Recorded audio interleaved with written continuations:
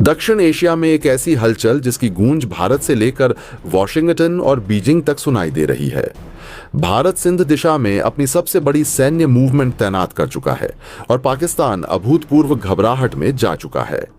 भारतीय सेना के 50 से ज्यादा टैंक रेजिमेंट, स्पेशल फोर्सेस की यूनिट्स और करीब 60,000 सैनिक पिछले 72 घंटों में सिंध संबद्ध फ्रंट पर साइलेंटली फॉरवर्ड शिफ्ट किए जा चुके हैं।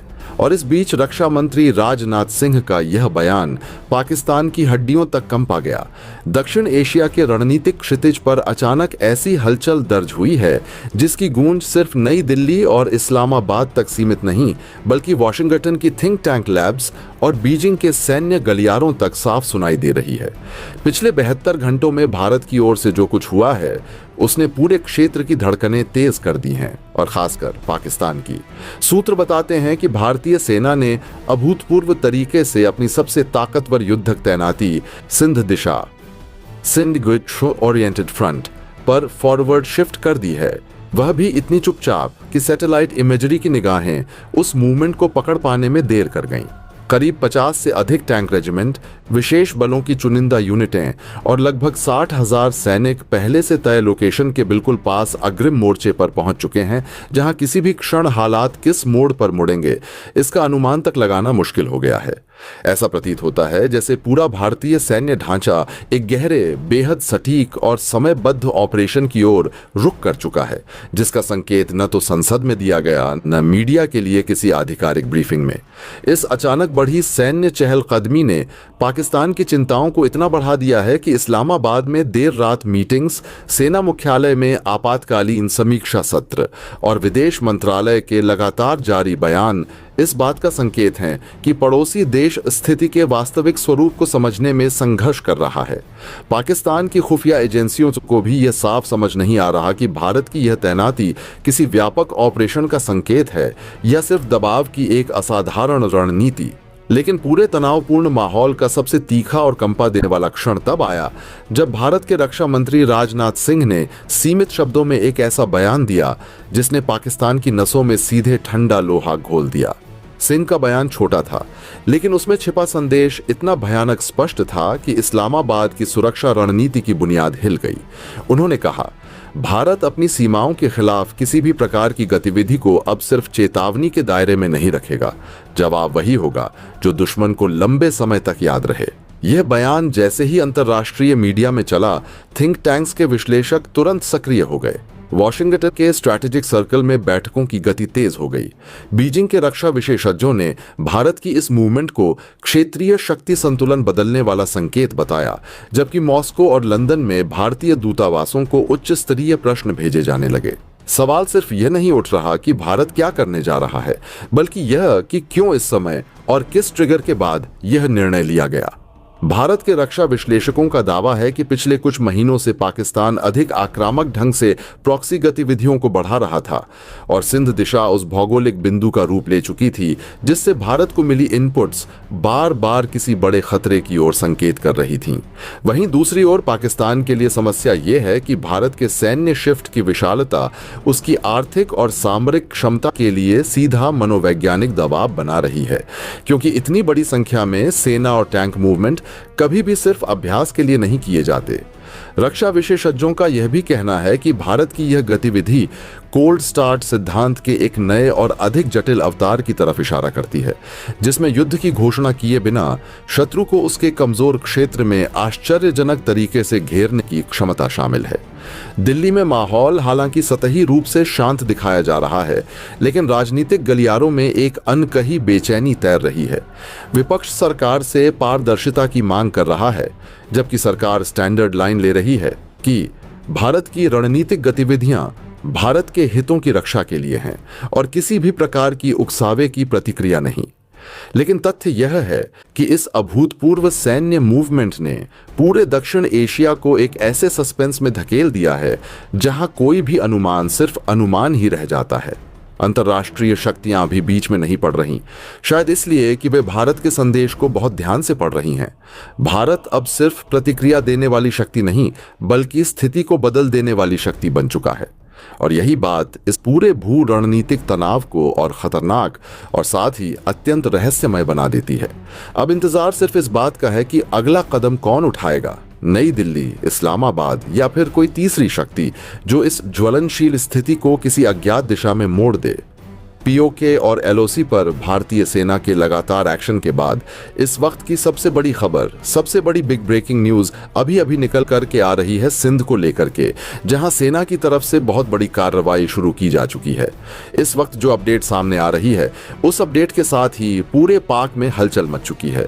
इस्लामाबाद में मीटिंग शुरू हो चुकी है। शहबाज और मुनीर जो लगातार इस वक्त एलओसी को लेकर के चिंता में थे, अब वह चिंता सिंध को लेकर के बहुत तेजी से बढ़ चुकी है। दरअसल भारत की तरफ से भारत के रक्षा मंत्री राजनाथ सिंह ने एक बयान दिया था, जिसके बाद से ही पूरी दुनिया अचानक से सिंध को लेकर के भारत की तरफ देख रही थी। लेकिन इस वक्त जो खबर सामने आ रही है, उसने पूरी दुनिया को चौंका दिया है। भारत की तरफ से सिंध को लेकर सेना को बहुत बड़ी हरी झंडी मिलने के साथ ही इस वक्त सेना की तरफ से सिंध पर बहुत अहम कार्रवाई शुरू की जा चुकी है। इस खबर ने पीओके के बाद पाक को लेकर एक और बड़ा झटका दे दिया है।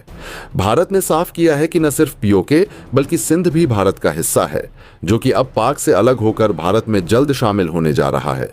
पीओके और बलूचिस्तान को लेकर के बाद अब सिंध से भी बड़ी आवाज उठ चुकी है, जो साफ इशारा कर रही है कि इस बार भारत नया साल अब पूरा बलूचिस्तान और अपना सिंध में मनाने की तैयारी कर रहा है।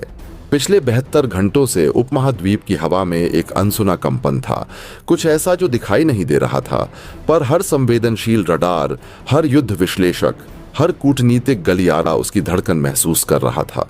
भारतीय सेना की अचानक तीव्र गतिविधियां, एयरबेसों पर रात दिन चालू तैयारियां, सीमा पर बटालियनों की असामान्य पुनर्संरचना, यह सब एक ऐसा संकेत दे रहा था जिसकी सटीक दिशा का अंदाज कोई नहीं लगा पा रहा था।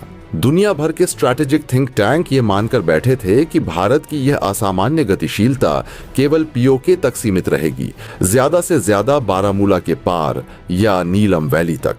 लेकिन दिल्ली में बंद दरवाजों के पीछे कोई और ही मानचित्र खींचा जा चुका था, और उसका पहला अक्स दुनिया ने तब देखा जब भारतीय सेना ने अपने टैंकों और स्पेशल फोर्सेस को उस दिशा में मोड़ दिया जिसकी ओर किसी की नजर भी नहीं गई थी, सिंध। यह खबर जब पहली बार बाहर निकली तो वैश्विक समाचार एजेंसियों के न्यूज रूम में कुछ क्षण तक स्थिरता छा गई। कोई मानने को तैयार ही नहीं था कि भारत ने सैन्य इतिहास की सबसे साहसिक और अप्रत्याशित चाल चल दी है। पीओके में बढ़ते आतंकवादी ठिकानों पर दबाव बनाने के बहाने भारत ने धीमे धीमे अपनी लड़ाकू रेजिमेंटों को आगे बढ़ाना तो शुरू कर दिया था, लेकिन दुनिया सोचती रही कि यह केवल एक प्रेशर टैक्टिक होगी। मगर इस बार भारत किसी दबाव के लिए नहीं, बल्कि अपने लक्ष्य को हासिल करने के लिए निकला था। एक ऐसा लक्ष्य जिसकी घोषणा पिछले 75 वर्षों से किसी ने खुलकर नहीं की थी। दिल्ली के युद्ध कक्षों में पिछले महीनों से जो रणनीति तैयार की जा रही थी, उसका कोडनेम था ऑपरेशन क्षितिज, एक योजना जो सीमा रेखाओं की पारंपरिक समझ को तोड़ने वाली थी। इस ऑपरेशन की सबसे बड़ी खूबी थी इसका मायावी धुंध, यानी भ्रम। दुनिया को लगातार यह आभास दिलाया गया कि भारत की गतिविधियां केवल एलओसी तक सीमित हैं। रात रात भर सैन्य काफिले कश्मीर के करीब तैनात किए जा रहे थे। सैन्य हेलीकॉप्टर घाटियों में गश्त बढ़ा रहे थे। रडार और एंटी एयर सिस्टम ऊपरी इलाकों में पुनर्स्थापित किए जा रहे थे। इन संकेतों को देखकर पड़ोसी देश समेत सारे विश्लेषक भ्रमित रहे कि बड़ा संघर्ष यदि होगा तो वह उत्तर में ही होगा। तीसरे दिन रात 2:40 पर वह क्षण आया जब दुनिया के उपग्रहों ने अचानक एक अजीब हरकत दर्ज की। राजस्थान के एक गहरे रेगिस्तानी सेक्टर में, जहां महीनों से कोई महत्वपूर्ण सैन्य मूवमेंट नहीं हुआ था, अचानक दर्जनों T-90 MS, अर्जुन MK एक ए टैंक, BMP-2 इन्फेंट्री व्हीकल और SFF की विशेष टुकड़ियां एक लंबी सर्पिल आकृति बनाकर दक्षिण पश्चिम की ओर बढ़ने लगीं। यह वो रास्ता था जिसे सैन्य मानचित्रों में कभी कम प्राथमिकता वाला माना गया था। सीमाओं का वह बिंदु जहां निगरानी बेहद कम होती है और रेत का विस्तार किसी भी मूवमेंट को निगल कर छुपा सकता है। दुनिया का पहला अनुमान था कि यह केवल रेगिस्तानी अभ्यास का हिस्सा होगा, पर जैसे जैसे यह काफिला सीमा की ओर बढ़ता गया, उतनी ही तेजी से ग्लोबल थिंक टैंक की स्क्रीन पर लाल अलर्ट चमकने लगे। और जब भारतीय वायुसेना के सुखोई 30 राफेल और LCA तेजस की स्क्वाड्रनें अचानक दक्षिण के एयरबेसों से उड़ान भरने लगीं, तो स्थिति पूरी तरह स्पष्ट हो चुकी थी। भारत उत्तर नहीं दक्षिण पश्चिम की ओर बढ़ चुका था। लेकिन असली झटका दुनिया को तब लगा जब भारतीय सेना के प्रवक्ता ने एक आधिकारिक बयान जारी किया। बयान छोटा था, पर उसका संदेश बिजली की तरह दुनिया के हर राजधानी तक जा पहुंचा। भारत के ऐतिहासिक क्षेत्रों में जो हिस्से अवैध कब्जे में रहे हैं, वे आज से भारत के अधिकार क्षेत्र के पुनर्ग्रहण के अंतर्गत हैं। भारत का लक्ष्य सिर्फ पीओके तक सीमित नहीं है। सिंध भी भारत की सभ्यतागत पहचान का अभिन्न अंग है और भारतीय सेना अपने निर्धारित लक्ष्यों की ओर अग्रसर है। यह पहली बार था जब भारत ने सिंध का नाम आधिकारिक रूप से लिया। इससे पहले वैश्विक कूटनीति में कभी भी इतनी सीधी भाषा का प्रयोग नहीं हुआ था। लेकिन यह सब केवल बाहर की दुनिया की प्रतिक्रिया थी। असली तूफान तो सीमा के उस पार उठ रहा था। भारतीय सेना का आगे बढ़ना केवल सैन्य शक्ति का प्रदर्शन नहीं था, बल्कि एक अभूतपूर्व रणनीतिक समन्वय था। लगभग 50 से अधिक टैंक रेजिमेंटों की संयुक्त संरचना, जिसमें mechanised infantry, artillery brigade, long range multi rocket launcher और एयर कवरेज यूनिट्स शामिल थीं, एक ऐसे मार्ग से आगे बढ़ रही थी जो वर्षों से निष्क्रिय समझा जाता था। इस मार्ग को चुनने की वजह स्पष्ट थी। यह सबसे कम अनुमानित दिशा थी और यहीं भारतीय सेना ने अपनी रणनीतिक बढ़त बना ली।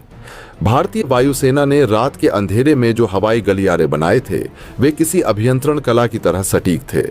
AWACS सिस्टम 50,000 फीट की ऊंचाई से पूरा युद्ध क्षेत्र देख रहा था, जबकि ग्राउंड टू एयर नेटवर्क ने सभी रडारों को समन्वित कर एक छत्र ढाल तैयार कर दी थी, जिससे भारतीय टुकड़ियां सुरक्षित रूप से आगे बढ़ती रहीं। लेकिन ऑपरेशन की सबसे रोमांचक परत वह थी जिसे बहुत कम लोग जानते थे। भारतीय विशेष बलों की 2 टीमें लगभग 24 घंटे पहले ही सिंध की सीमा के बेहद अंदर प्रवेश कर चुकी थीं। SFF और मार्कोस की इस संयुक्त इकाई का उद्देश्य था संचार चौकियों को निष्क्रिय करना, मुख्य मार्गों की पूर्व निगरानी करना और यह सुनिश्चित करना कि जब टैंक रेजिमेंट आगे बढ़ें तो किसी भी प्रकार की प्रतिरोधी संरचना पहले ही अपंग हो चुकी हो। इन विशेष बलों के मूवमेंट को छुपाने के लिए भारत ने इतिहास के सबसे बड़े साइबर धोखे का इस्तेमाल किया था। विश्व भर के सर्वरों पर रातों रात एक साइबर भ्रम की परत बनाई गई, जिसमें भारत कश्मीर सीमा से संबंधित हजारों फर्जी सैन्य संकेत प्रसारित किए गए। इससे दुनिया की नजरें उत्तर पर टिकी रहीं, जबकि असली ऑपरेशन रेगिस्तान की खामोशी में आगे बढ़ता गया। जैसे ही भारतीय टैंक सीमा पार कर सिंध के पहले बड़े सेक्टर की तरफ बढ़े, अंधेरे में सिर्फ इंजन की धीमी गड़गड़ाहट और रेत के उड़ते कण ही गवाह थे कि यह क्षण उपमहाद्वीप की भू राजनीति को हमेशा के लिए बदलने वाला है। कमांडरों के हेलमेट रेडार सिस्टम में हल्की नीली लाइटें चमक रही थीं। मैप्स पर लक्ष्य बिंदु धीरे धीरे हरे हो रहे थे। किसी भी सैनिक की आंखों में भय नहीं था, सिर्फ वह दृढ़ता थी जो तब जन्म लेती है जब किसी राष्ट्र का आत्मविश्वास अपने चरम पर हो। इस बीच दिल्ली में प्रधानमंत्री कार्यालय के भीतर एक अलग ही सन्नाटा था। एक बड़ा डिजिटल मानचित्र निरंतर अपडेट हो रहा था, जिसमें सेना की हर यूनिट की स्थिति सेकंड टू सेकंड दिखाई दे रही थी। वरिष्ठ कमांडरों, राष्ट्रीय सुरक्षा सलाहकार और तीनों सेनाओं के प्रमुख लगातार स्थिति पर नजर रखे थे। एक क्षण के लिए भी किसी के चेहरे पर तनाव या घबराहट नहीं थी, क्योंकि यह ऑपरेशन वर्षों से तैयार हो रहा था, सिर्फ सही समय का इंतजार था। ऑपरेशन का सबसे संवेदनशील हिस्सा तब आया जब टैंक रेजिमेंटें सिंध के पहले बड़े शहर परिक्षेत्र की ओर अग्रसर होने लगीं। ड्रोन रडार सेंसर ने अचानक कुछ अजीब संकेत पकड़े। दूर कहीं धूल का बादल उठ रहा था, जैसे कोई सैन्य काफिला तेजी से आगे बढ़ रहा हो। उस एक क्षण में पूरे ऑपरेशन की धड़कन 1 सेकंड के लिए थम गई। क्या यह वह पल था जब 2 सेनाएं आमने सामने आ जाएंगी? क्या दुनिया अचानक एक अनियंत्रित युद्ध की ओर बढ़ रही थी? लेकिन अगले ही क्षण रडार में दिखी आकृति ने चौंका दिया। यह कोई सैन्य काफिला नहीं था, यह स्थानीय लोगों का एक बड़ा समूह था जो अपने घरों से बाहर निकल आया था। किसी ने भारतीय टैंकों की रोशनी दूर से देख ली थी और अब वे उत्सुकता और भय के मिश्रण के साथ उन्हें देख रहे थे। भारतीय विशेष बलों ने तुरंत भीड़ को पीछे रहने का संदेश दिया ताकि कोई अनचाही घटना न हो। फिर भी इस भीड़ में एक अनोखी बात थी। कई लोग भयभीत नहीं बल्कि शांत थे, कुछ तो हाथ भी हिला रहे थे। यह दृश्य भारतीय कमांडरों के लिए अप्रत्याशित था। एक वरिष्ठ अधिकारी ने अपने हेडसेट में कहा, यह भावनाएं संघर्ष से तेज चलती हैं, आगे बढ़ो पर सावधानी के साथ। जैसे ही भारतीय सेना ने आगे बढ़ना जारी रखा, दुनिया भर की मीडिया लाइव कवरेज के लिए टूट पड़ी। अंतर्राष्ट्रीय मंचों पर बहस शुरू हो गई। क्या यह भारत का सिविलाइजेशनल रिक्लेमेशन है, नेटिव है? क्या यह भू राजनीति का नया अध्याय है, या एक ऐसा कदम जो आने वाले दशकों तक एशिया की शक्ति संतुलन को बदल देगा? लेकिन इन तमाम प्रश्नों से परे भारत अपने रास्ते पर अडिग था। सीमा की धूल में टैंकों के निशान गहरे होते जा रहे थे। ऑपरेशन केवल सैन्य नहीं था, यह रणनीति, इतिहास, मनोविज्ञान और राष्ट्रीय संकल्प का मिश्रण था। और दुनिया को अब महसूस होने लगा था कि भारत ने सिर्फ खेल नहीं बदला, खेल का पूरा बोर्ड ही बदल दिया है।